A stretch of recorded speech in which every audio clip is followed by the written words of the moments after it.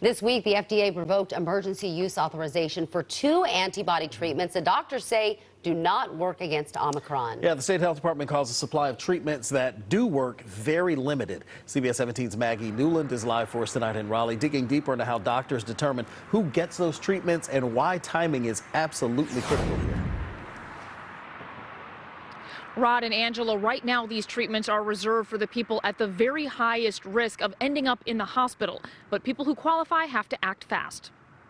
I just came from the hospital. I just saw a bunch of people who really were ill. Dr. David Wohl hopes to help as many COVID patients as possible avoid ending up in the hospital.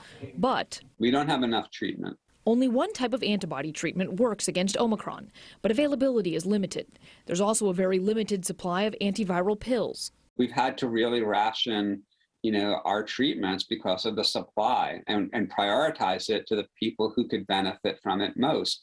That's happening all across the country. According to the state health department, COVID treatments are prioritized for people with compromised immune systems who may not respond well to the vaccine, and those who are unvaccinated and at high risk of severe disease based on age or underlying conditions. We know who needs this stuff to keep them out of the hospital. But people who qualify have to act fast. The pills should be given within 5 days of symptoms starting. You've got to be able to recognize that your symptoms may be COVID, recognize that you might have risk factors for severe disease, get a test, and then let us know.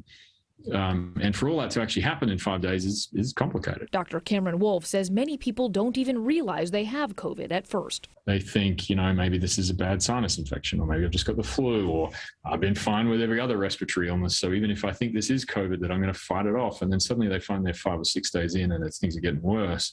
And actually that may be past the point when some of these treatments help. Now, you do need a prescription for all of these treatments, so if you think you qualify, you need to contact a doctor as soon as you test positive.